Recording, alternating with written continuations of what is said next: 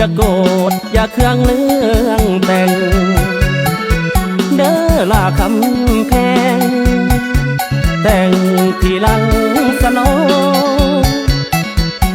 พ่อแม่น้องบอกผู้อยู่ดอกอดเอาได้บ่คำนี้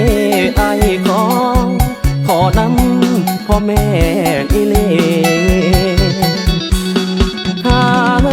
แค่หมอต้องแค่เรื่องแต่งหากน้องแห้งอยากแต่งแต่เงินบ่มีก็คือน้องหูเห็นอยู่อายจนเต็มที่หากว่าหลายปีสองเฮานี่ยังบ่มีงานแต่งบ่แต่งควันแพงน้องไปนำอายพ่อแม่เพิ่นให้ว่าอายลักเอาคำแพงเห็นมาหลายคู่อยู่กันไปจึงคอยมาแต่งปีนี้ฟ้าแรงดินก็แห้งหน้าแรงเหี่ยวตายหาแท้หมอต้องแค่คนอื่นเงินแสนเงินหมื่นหวานซึ้งให้น้องทำใจงานแต่งสองเฮาใคร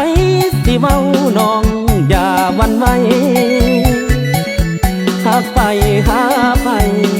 คงสิได้ให้น้องสมหวัง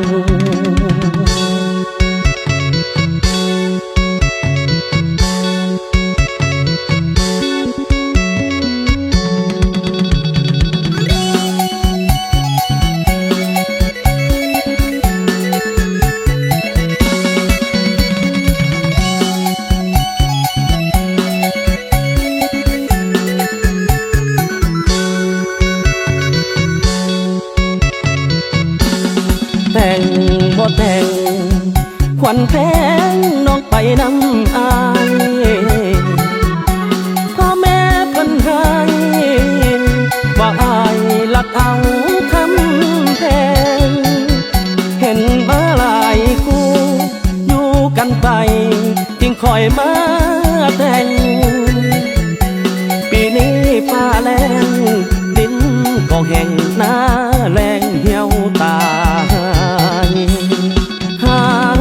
แท้หมอต้องแค่คนอื่นเงินแสนเงินหมื่นหวานซึ้งให้น้องทำใจงานแต่งสองเฮาใครสิเว้าน้องอย่าหวั่นไหวหากไปหาไปคงสิได้ให้น้องสมหวังหากไปหาไปเฮาสิได้ความหอ